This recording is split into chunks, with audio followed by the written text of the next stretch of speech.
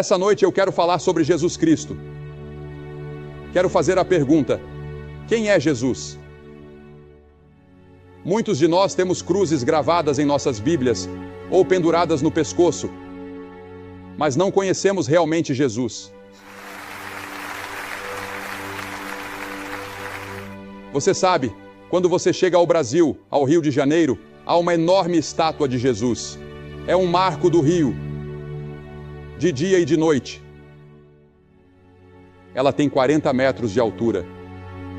São 40 metros de uma ponta dos dedos à outra, com os braços estendidos.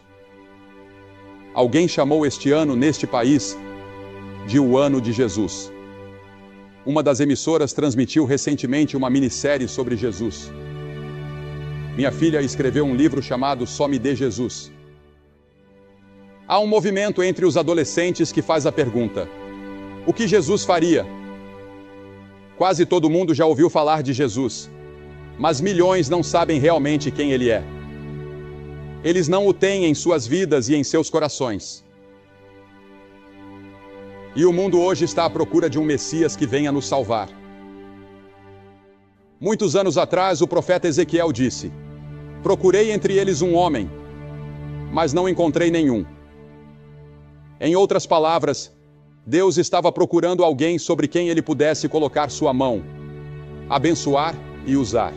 E ele não encontrou ninguém disposto a se render completamente e entregar sua vida a ele. O mundo hoje, se você ler os jornais e assistir aos telejornais, está correndo loucamente rumo, eu creio, ao Armagedon. Essa noite, no Oriente Médio, estão lutando de novo pelas mesmas coisas pelas quais lutam há centenas de anos. Tiveram reunião após reunião, trégua após trégua, tratado após tratado e promessas feitas por todos os lados. Mas de alguma forma, eles não conseguem parar de lutar. Veja, o homem é um fracasso moral. Deus é a nossa única esperança. Os planos de Deus. Os planos de Deus já estão formados e estão claramente declarados nas Escrituras. E à sua direita, no céu, está sentado um homem que foi desprezado, ignorado e rejeitado pelos homens quando veio à Terra pela primeira vez, e que ainda é rejeitado e ignorado pela maioria da raça humana. Deus prometeu que ele será o futuro governante do mundo. Ele irá destruir todo domínio, toda autoridade e poder. Está chegando o dia em que todo joelho se dobrará diante dele e toda língua confessará o seu nome. Este ano, 2000 depois de Cristo, o calendário que usamos todos os dias remonta ao nascimento de Jesus. Não podemos fugir dele. Nossa geração não pode escapar de Jesus. Ao longo dos anos, tantas peças, livros, óperas e filmes foram feitos sobre Jesus. Em março e abril, as revistas Newsweek e US News and World Report publicaram reportagens de capa sobre ele. Na sua matéria de capa sobre ciência e ideias, a US News trouxe o título: Por que Jesus morreu? Por que há tanto interesse por Jesus hoje? Essa é a pergunta que você tem feito? Quem é essa pessoa que fez mais para transformar a história humana do que qualquer homem que já viveu? Ele viveu apenas 33 anos. Sua jornada mais longa foi de menos de 160 quilômetros. Ele é apenas um herói popular ou um revolucionário? Ou ele é quem disse ser o Filho do Deus vivo? Quem é essa pessoa que exige que o chamemos de Filho de Deus e o sigamos até a morte? Sabemos que ele era um homem. Ele era completamente humano. Ele era o homem representativo. Ele era o homem por inteiro. Ele foi identificado e contado entre os transgressores. As Escrituras dizem 83 vezes no Novo Testamento que ele é chamado de Filho do Homem.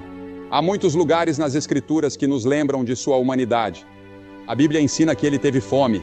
A Bíblia ensina que ele estava cansado, na parte de trás de um barco ele dormia. Ele conheceu as alegrias da amizade. Ele foi mal compreendido e desprezado. Ele chorou no túmulo de um ente querido.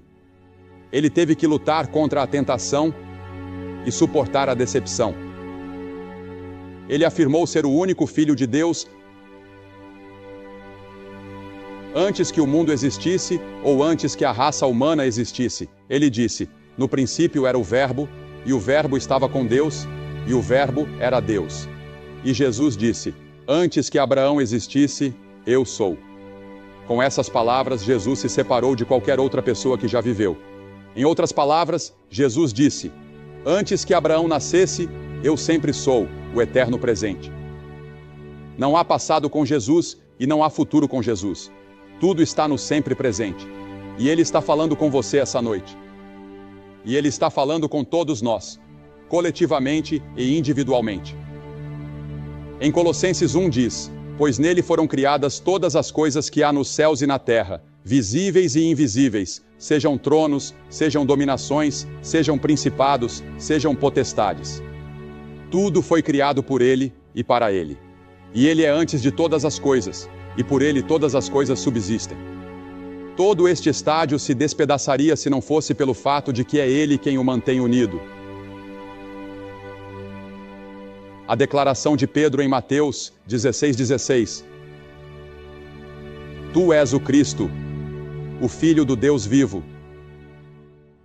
Quando Ele veio a Belém, aquilo não foi o seu nascimento ou o seu começo. Ele já existia. Aquilo foi sua encarnação. Quando Jesus veio a Belém, não foi o lugar de sua origem, foi sua encarnação. E o Verbo se fez carne e habitou entre nós.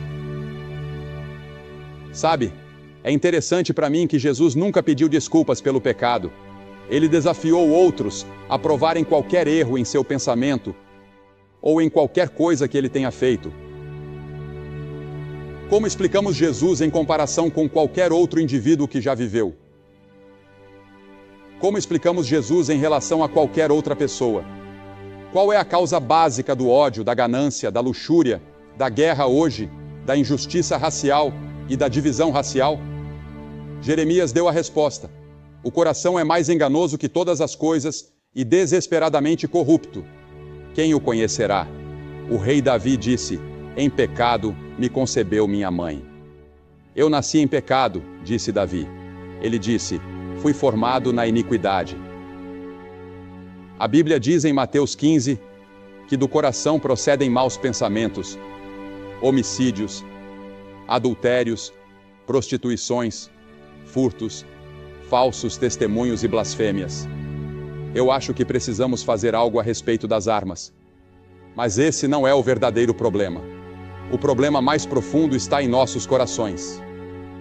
Pois do coração procedem maus pensamentos e homicídios,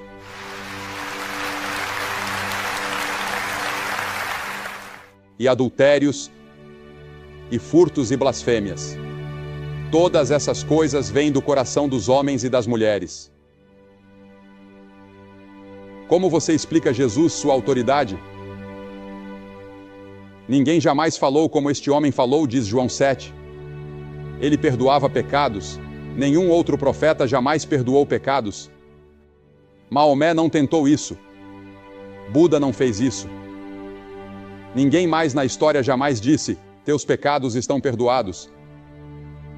Ele também tinha autoridade sobre a natureza. Quando o mar estava revolto e a tempestade rugia, ele apenas levantou a mão e disse: cala-te, aquieta-te. E o mar se acalmou e a tempestade cessou.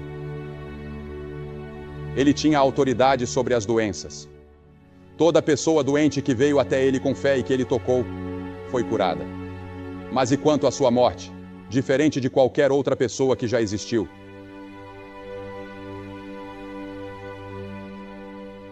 Veja, Jesus foi executado.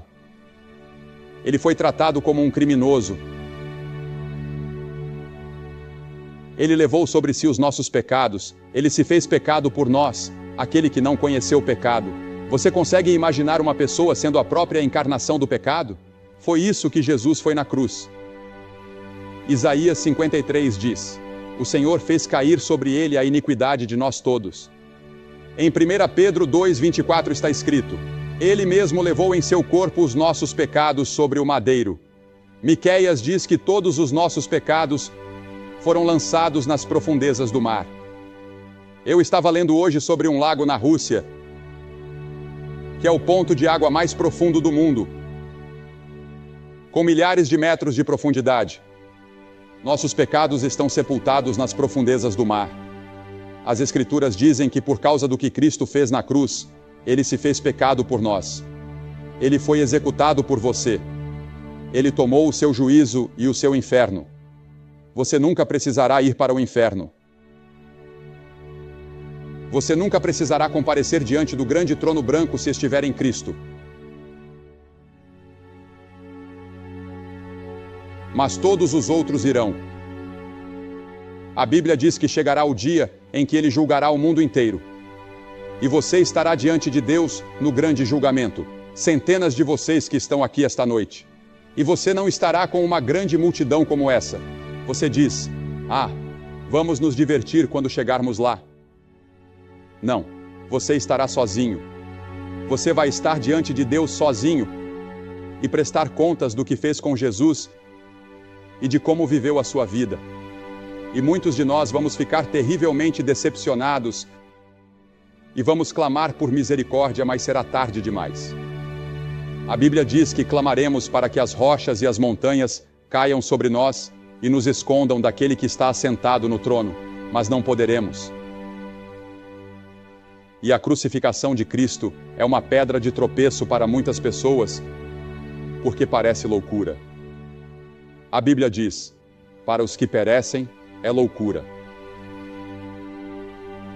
Muitos aceitam os ensinamentos de Cristo quando Ele diz: amem uns aos outros, mas param na cruz. É na cruz que você precisa chegar antes de realmente conhecê-lo. E você precisa confessar que é um pecador e precisa se arrepender do pecado. E a palavra arrependimento significa que você se volta, que você muda. Você está indo em uma direção na sua vida e está disposto a ir em outra. Você diz: mas Billy, eu não tenho essa capacidade. Eu tentei mudar. Eu tentei melhorar, mas não consigo. Não, você não consegue. Mas Deus vai te ajudar se você se submeter a Ele e disser: Senhor, eu preciso da Tua ajuda. Eu preciso da Tua ajuda até para me arrepender.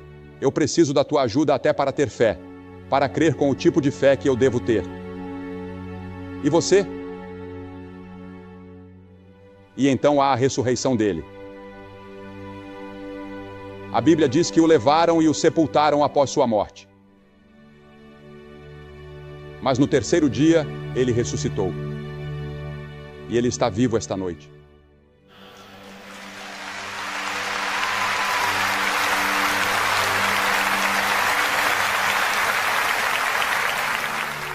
Quando alguns dos discípulos foram até o túmulo onde ele foi sepultado,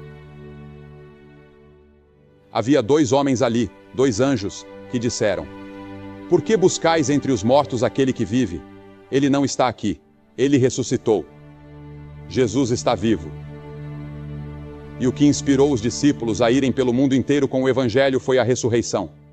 Estamos falando de um Cristo vivo, que pode entrar na sua vida e no seu coração hoje, e te transformar, e transformar sua família, e transformar seu bairro, e transformar Nashville, e transformar o centro do Tennessee, e transformar todo o país, se o deixarmos.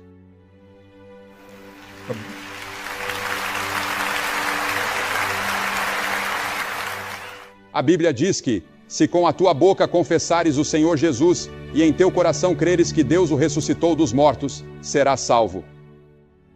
Você precisa crer que ele não apenas morreu, mas que ressuscitou. Isso é metade.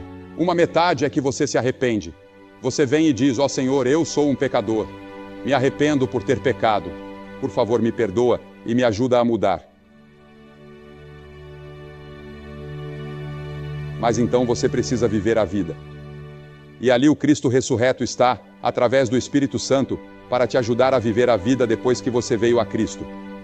Se Cristo não ressuscitou, então ele não é Deus. E a tremenda força na história permanece sem explicação.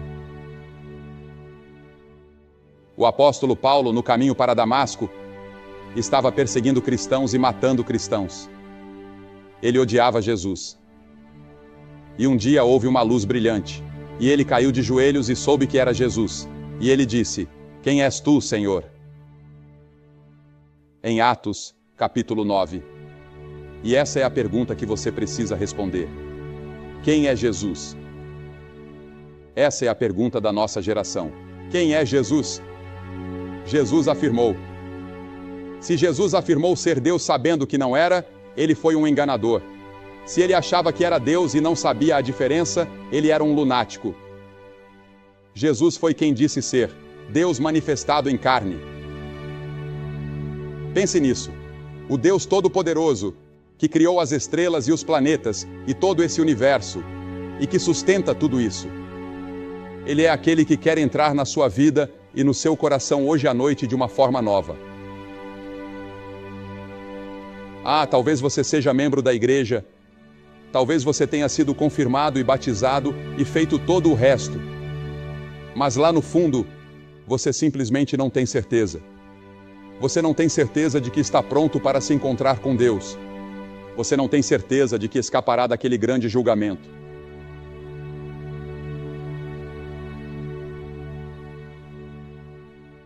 Você precisa encarar a pergunta que Pilatos fez. Que farei então de Jesus, chamado Cristo? Pilatos lavou as mãos. Esta noite, você pode lavar suas mãos e sair e deixar o estádio e voltar à vida antiga. E nada terá acontecido. Mas Paulo estava temeroso. Ele tremia, estava atônito, estava maravilhado. Mas ele fez a pergunta certa. Senhor, que queres que eu faça? E Jesus lhe disse: levanta-te e vai. E é isso que Jesus está dizendo a você nesta noite. Lá nas arquibancadas e aqui embaixo neste campo. Levanta-te e vai. Levante-se do seu assento e faça um novo compromisso com Jesus. E tenha certeza de que seus pecados foram perdoados. Veja, esta pode ser a única chance que você terá. O resto da sua vida é esta noite. Você pode não conseguir voltar a essas reuniões nesta semana. Você talvez nunca mais tenha outro momento como este, quando o Espírito Santo está falando com você, como está falando esta noite. E Jesus diz em Apocalipse 3:20: Eis que estou à porta e bato. Se alguém ouvir a minha voz e abrir a porta, entrarei e cearei com ele. Jesus está batendo na porta do seu coração nesta noite. Ele quer entrar no seu coração. Ele quer mudar sua vida. Ele quer ter um impacto na sua comunidade, na sua família e na sua vida. Ele quer te dar paz e alegria que você nunca conheceu antes. Ele quer perdoar todos os seus pecados e quer te dar a certeza de que, se você morrer esta noite, irá para o céu. Você pode ter essa certeza esta noite antes de sair daqui. E eu vou te pedir que faça algo que talvez seja muito difícil para você. Mas quando Jesus morreu naquela cruz, Ele estava morrendo por você. Porque Ele te amou. E Ele está te pedindo que venha e abra seu coração para Ele esta noite. E se há qualquer dúvida na sua vida sobre seu relacionamento com Cristo, levante-se do seu assento agora mesmo e venha ficar aqui na frente, neste lindo campo que prepararam. Se você estiver com amigos ou parentes, eles vão esperar por você. Venha e fique aqui. E eu vou dizer uma palavra para você e fazer uma oração com todos vocês e dar um material para te ajudar na sua caminhada nos próximos dias. Levante-se e venha agora. Homens, mulheres, jovens, centenas de vocês, apenas levantem-se e venham ficar aqui. É só isso. Por esse ato, você está dizendo a Deus: eu abro meu coração para Jesus, que morreu por mim e que ressuscitou e que está vivo esta noite. E Ele está batendo à porta do meu coração. Eu posso sentir isso. Levante-se e venha. Vamos esperar por você agora. Se você veio com um grupo, eles vão esperar por você.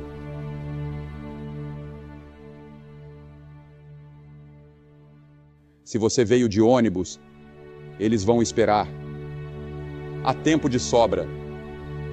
Este é o momento mais importante da sua vida. Não perca. Rápido. lá de cima das arquibancadas, levante-se e venha. Vai levar alguns minutos.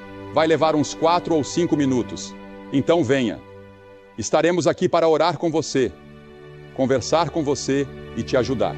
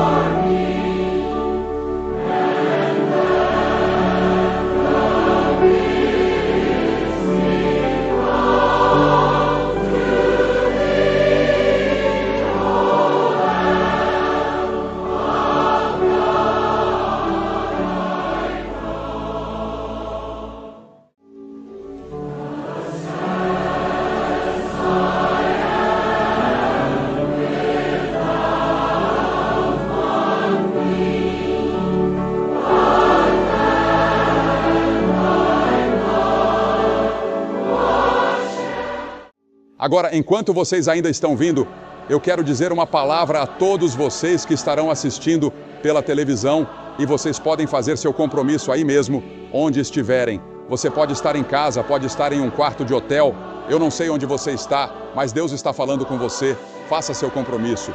Ou você pode ligar para o número que está aparecendo na tela e há alguém pronto para conversar com você agora e orar com você.